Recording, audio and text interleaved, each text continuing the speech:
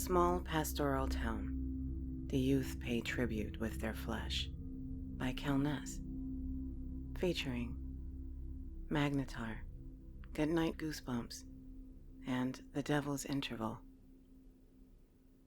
My college degree is about as useful as a broken foot. But I chose to study journalism, and the consequences are mine to accept. Still, in a time when award-winning reporting amounts to a listicle about 10 foods to avoid if you want to cut belly fat, it's hard to care about your craft. I started caring again when I got a strange, terrifying lead from my former classmate, Dave Jensen. A formal write-up will never get published, but I owe you an account of what happened. As far as I know, the seamstress is still out there, still searching for her next pound of flesh. Is my journalism degree any more useful now than it was before I heard about the seamstress? No. But maybe my legacy lies in creating this warning. Maybe, by writing this, I can save even one person from the gruesome fate of getting their skin unstitched from their body. And did you hear about that kid who shoved his arm down a garbage disposal? Dave had an eager way about him. An obsession with sensational breaking news. A bad habit of setting a grim stage for the day before you had your morning coffee. It was 7:30 a.m. I just rolled out of bed. You really have to stop doing that, Dave. Stop doing what? He was legitimately confused. I knew thanks to the 3 warping dots that indicated he was typing. Deleting his message. Typing again. But it dawned on him, and he sent a response. Oh, right. I always forget. Several years back, Dave had been the one to tell me about the ghost ship fire. It was an artist collective built inside a warehouse, a maze-like, makeshift hovel filled with flammable things like window and bed frames, railings, pianos, motorhomes, tapestries, sculptures, and even tree stumps. A spiral staircase was constructed from wood pallets that led up to a loft, into which more fuel was piled. It seemed that anything flammable the residents could find, they brought inside. The deadbeat proprietors of the place hosted an electronic house music concert, inviting dozens of people. No sprinkler system, no exits marked, no safety measures in place. The fire had an unknown cause. 36 people died. The morning it happened, I'd been making a bagel and cream cheese, which was interrupted by Dave calling to break the brutal news. Now, he was back at it again. I took the opportunity to remind him of my boundaries. Look, as a general rule, I don't want to hear about kids putting their arms down garbage disposals before 9 o'clock. Fair. But it's in your neck of the woods. Maybe this'll be your big break. He piqued my interest, so I called him. It's the weirdest fucking thing, said Dave. His words buzzed through the line. He swore like a sailor. I mean, fucking Christ. Shoving your arm down a garbage disposal? The kid was a pitcher on the high school baseball team. Kyler Coleman is his name. The big leagues were scouting him, apparently. And it was his goddamn throwing arm. My stomach lurched. What else have you heard? Only that it's not the first time. He put his other arm down a garbage disposal too? No. I meant he's not the first kid to maim himself. It's happened to 11 other kids, too. At least according to what I've found so far. All of them between the ages of 12 and 17. Different body parts. Different methods of violence. I opened my laptop.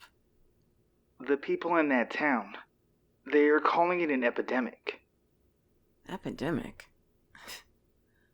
Epidemic was one of those words you knew, even if you didn't have an exact definition.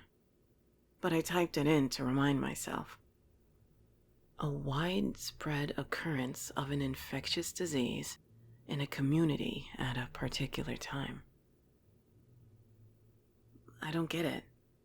It's a disease? An infection of the mind. That's what someone called it.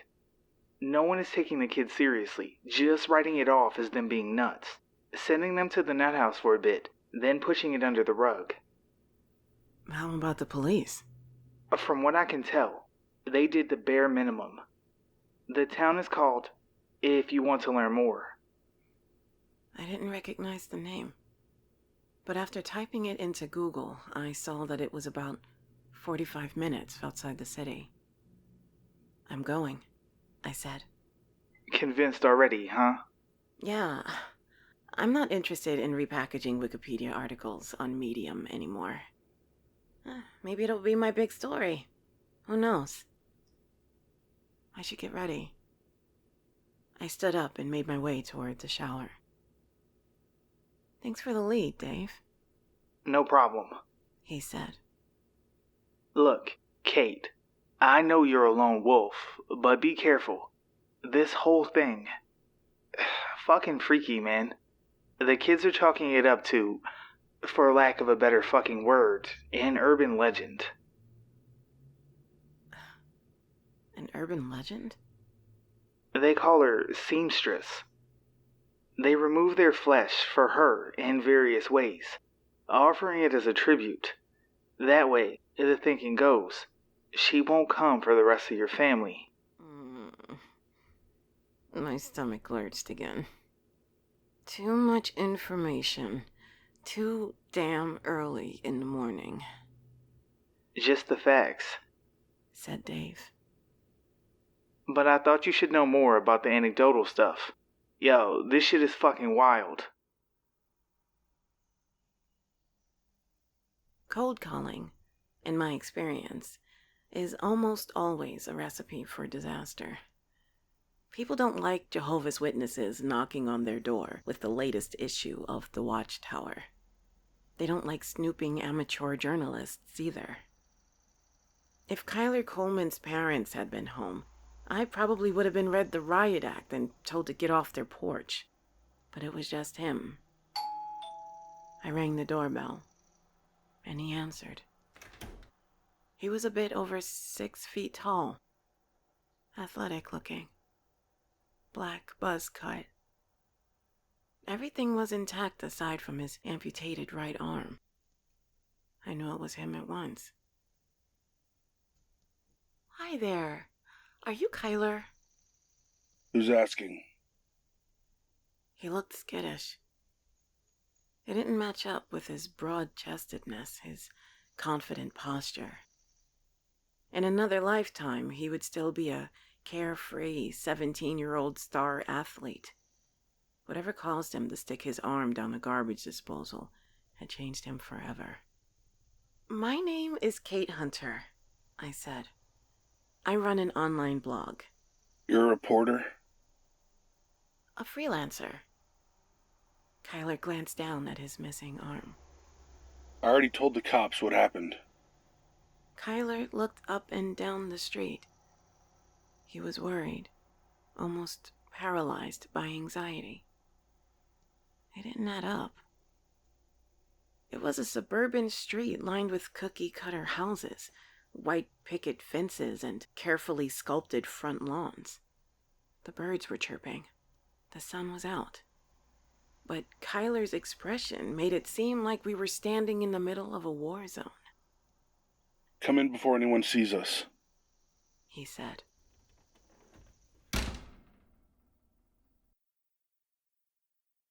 He closed the door behind me and led me to the living room. The house was split level, extensively remodeled. Kyla's parents made a good amount of money, or at least they spent like they did. The fancy furniture made that blatantly obvious. Do you want water or anything? He asked. Sure, water would be great. He went to the kitchen. I heard the sound of the ice dispenser and the faucet. I set up my things. Kyler came back and handed me the glass. Then he dropped onto the cloud-like couch, the overstuffed cushions wheezing beneath his large athletic frame. He looked exhausted. It didn't fit a person as young as him. God willing, he had 60 or 70 more years of life to look forward to. I'll talk to you. He said, sitting up. But you have to promise me you won't try to change her mind. Whose mind? Sarah Felton. He said. She has to offer tribute. It's too late now. Sarah Felton? Offered tribute? I don't think I follow.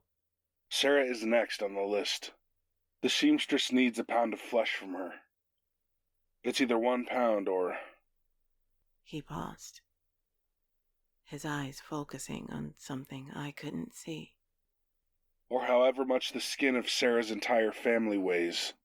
Kyler turned back to me, grave sincerity in his expression. Don't try to stop her.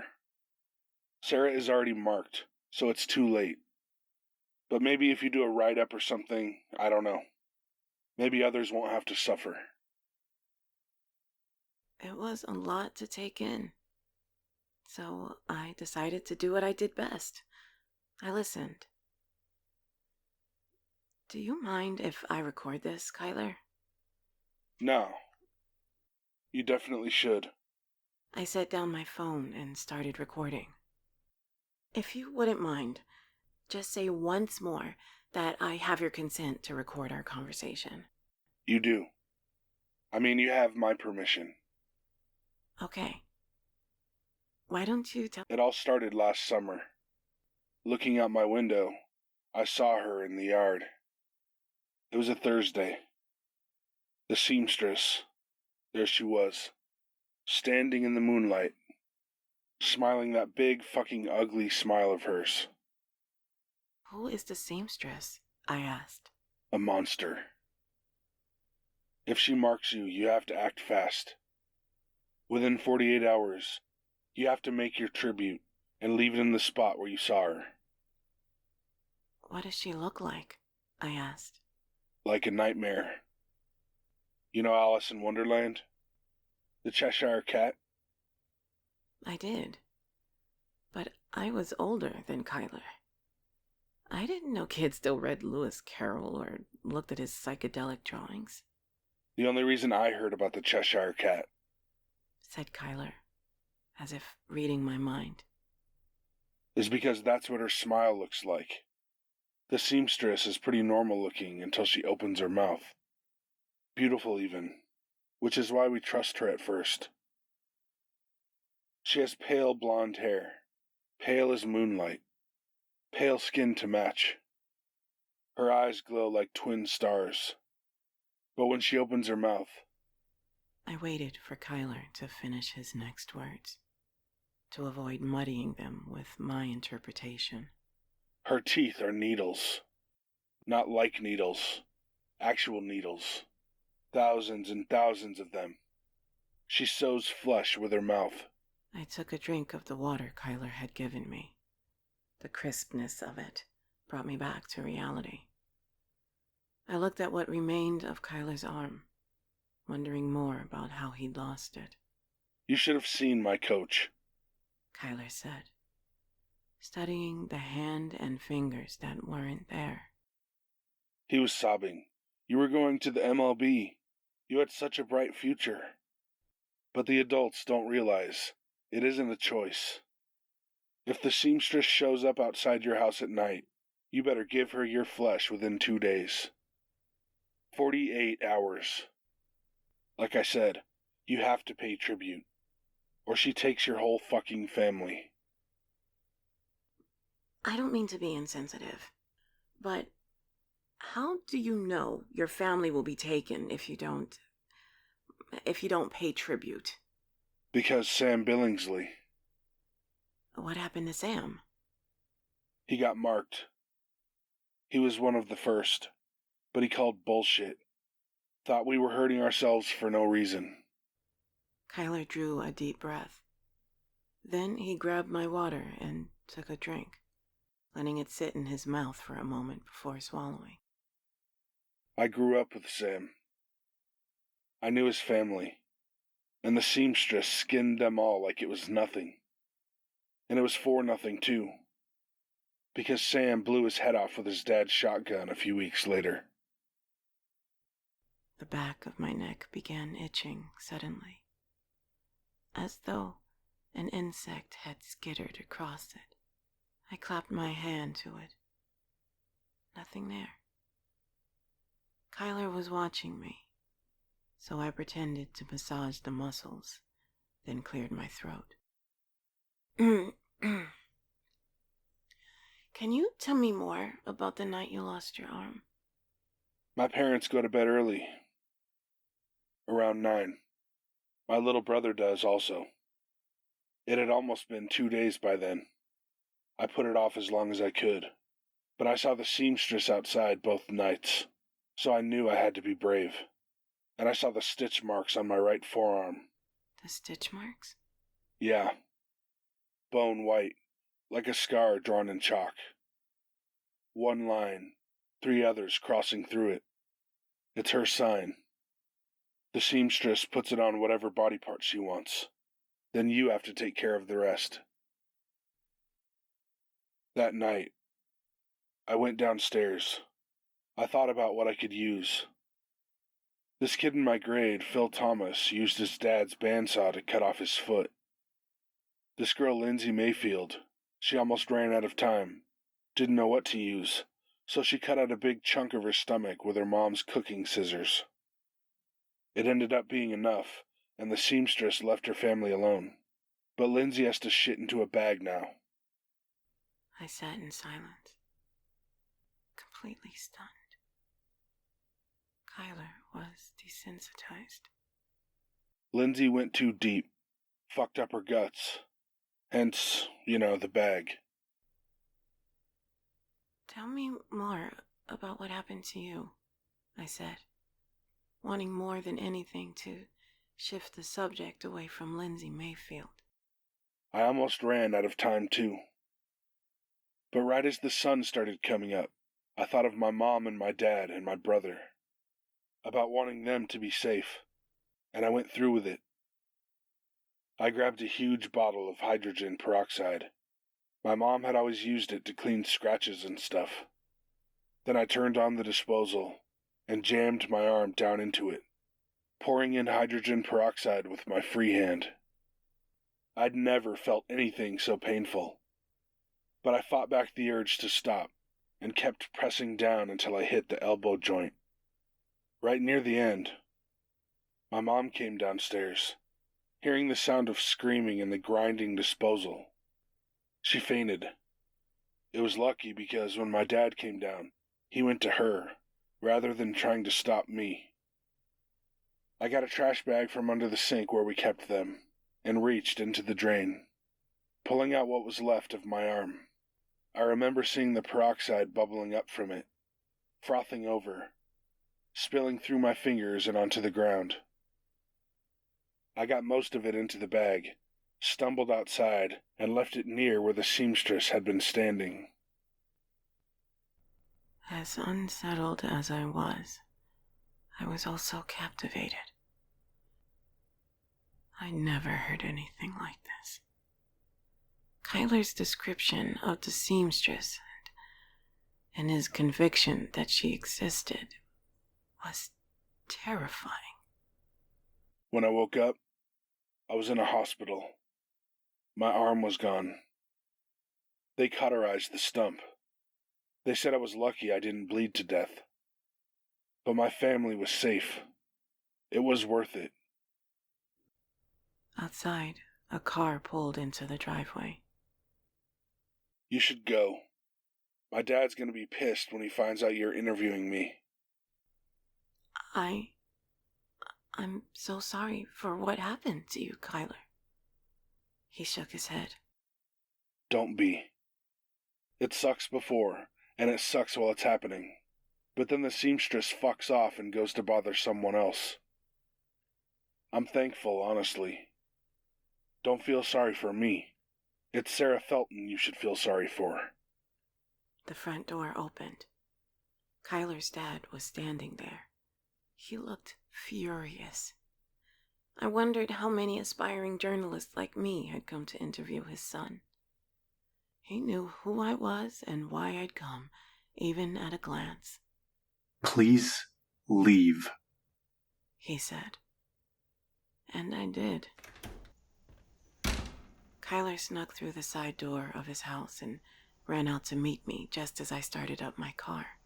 Remember, about Sarah, don't try to stop her. Just leave, do your write-up, warn people about this, and tell the truth. But Sarah has to pay tribute. The seamstress already marked her. How do you know? We have a Discord for survivors and for people who the seamstress has marked. Sarah was marked a day and a half ago. We coached her, told her she doesn't have a choice. She has to do it tonight, or her whole family dies. I resolved to find out where she lived. You're not listening to me. If you try and stop her, you're responsible for her whole fucking family dying. I put the car in reverse. Kyler started hyperventilating. He held on as long as he could, but eventually lost his grip, doing a sad pirouette in the driveway as he spun to the ground. He'd begun sobbing. He looked utterly helpless. And I hated myself for not doing him the courtesy of promising that I'd leave town, but I couldn't. I had to stop Sarah. The kids were too young to continue maiming themselves. As I drove away, I saw that Kyler's dad had come out. He was attempting to hug his son, to pull him to his feet. Kyler pushed him back weakly with his remaining hand. His dad began sobbing as well. I spent the rest of the day hunting down Sarah's address. I searched social media feeds. I found her profile, saw her in pictures with her friends, but I couldn't find an address. Morning led to afternoon. Afternoon fell toward twilight. I watched the sun creep across the sky toward the western hills on the town's outskirts as time ticked by. Night wasn't far off. As far as I knew, Sarah was already preparing to strip the flesh from whatever body part the seamstress had marked.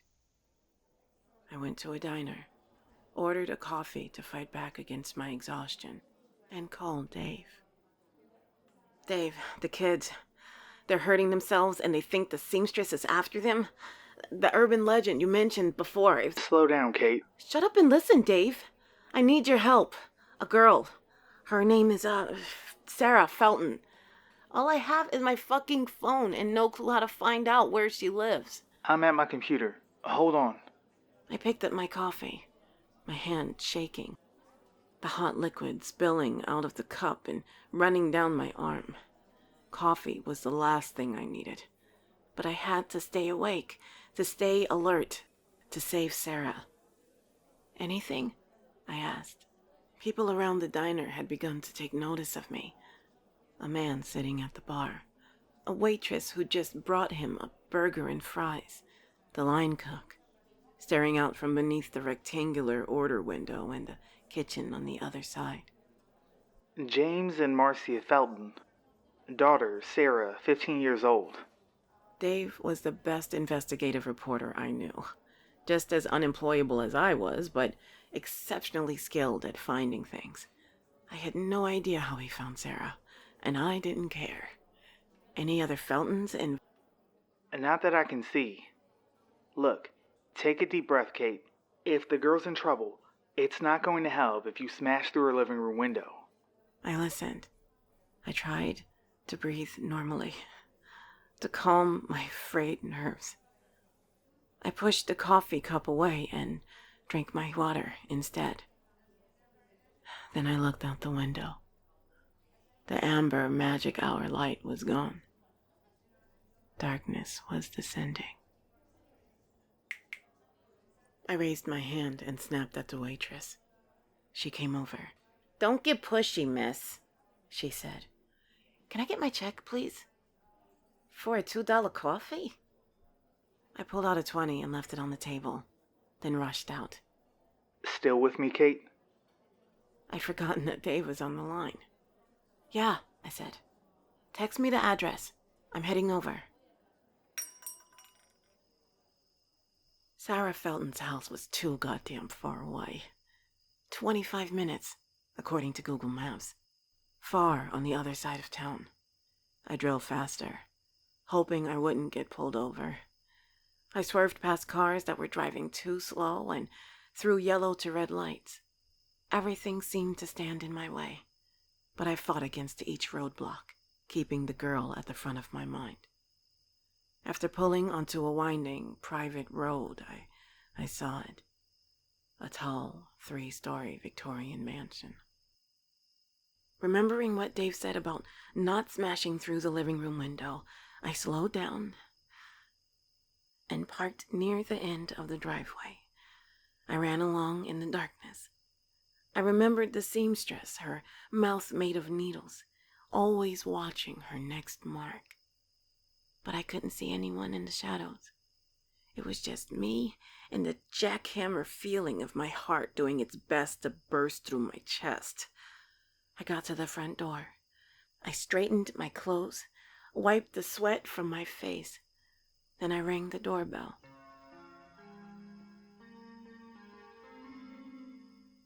I looked down at my watch. 7:01 p.m. Night had arrived. I rang the doorbell again, and a minute later, a man answered. He scanned me with his eyes. Can I help you? "Hi there. Is Sarah home?" The man, Sarah's dad, raised an eyebrow. "My name is Kate Hunter," I said. "I'm a journalist." Why do you want to talk to Sarah? "I need to warn her. To stop her.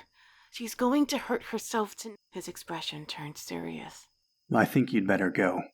Without stopping to think, I pushed past him and ran inside. He grabbed my shirt, stopping me, pulling me back toward him. I ripped away, and my shirt sleeve tore off, staying in his hand. What the hell is wrong with you?" He yelled. "Marcia, call the police." I didn't stop. I kept running. I circled through the kitchen, the TV room, another fancy lounge area, its back wall lined with expensive bottles of booze, but there was no sign of a 15-year-old girl.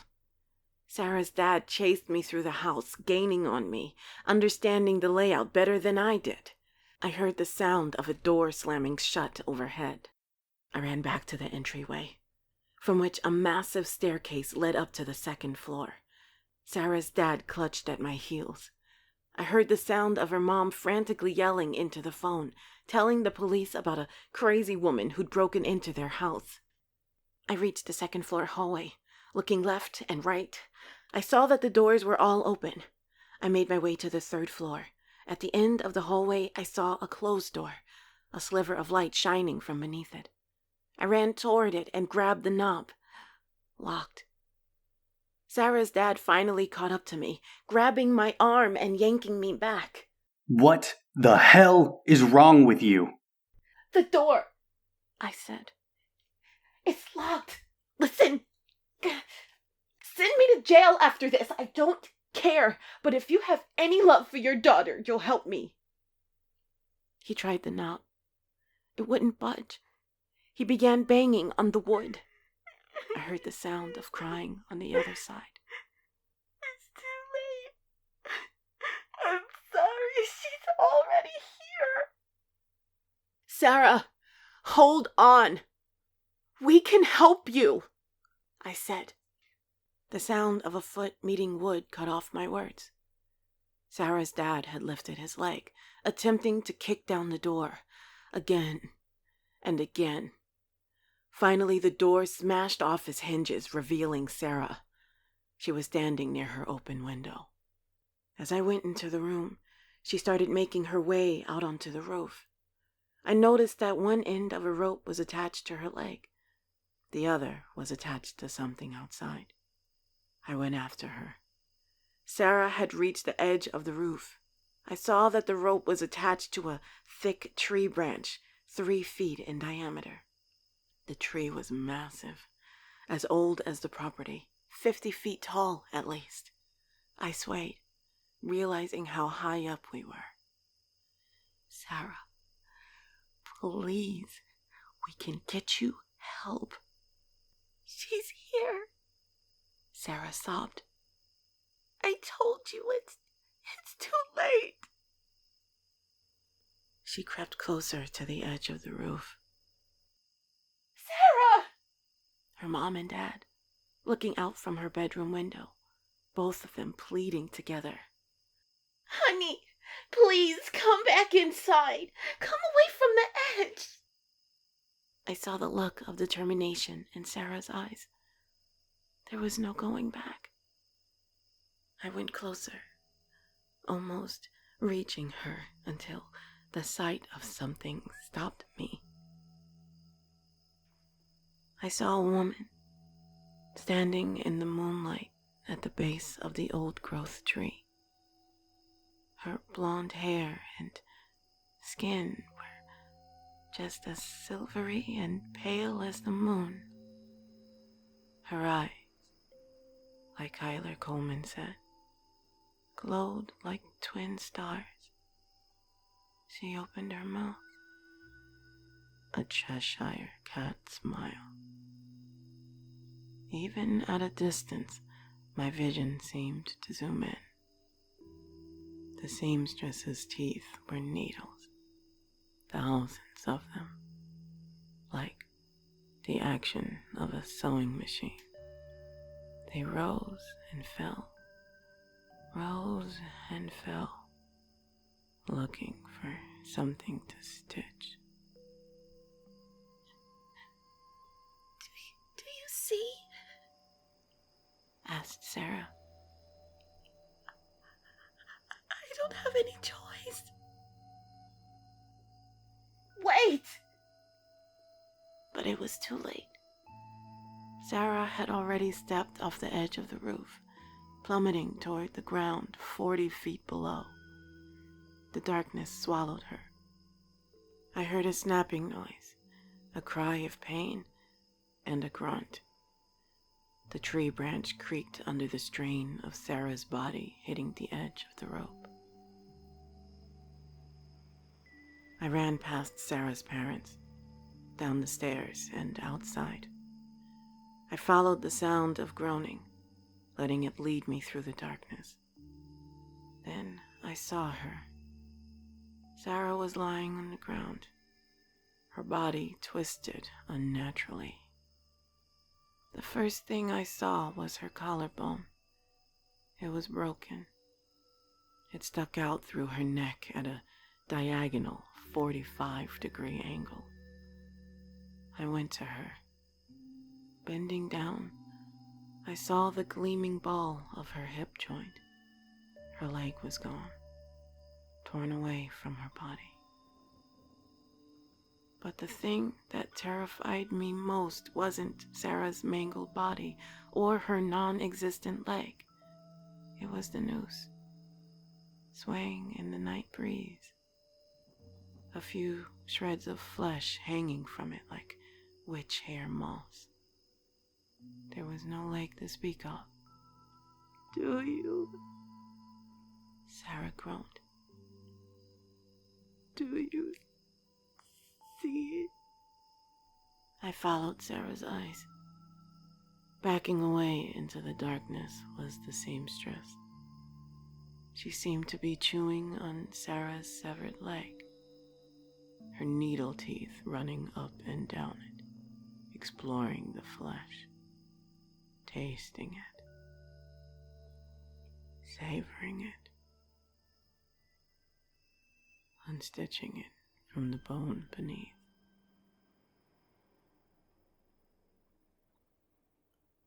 The next several hours passed in a blur.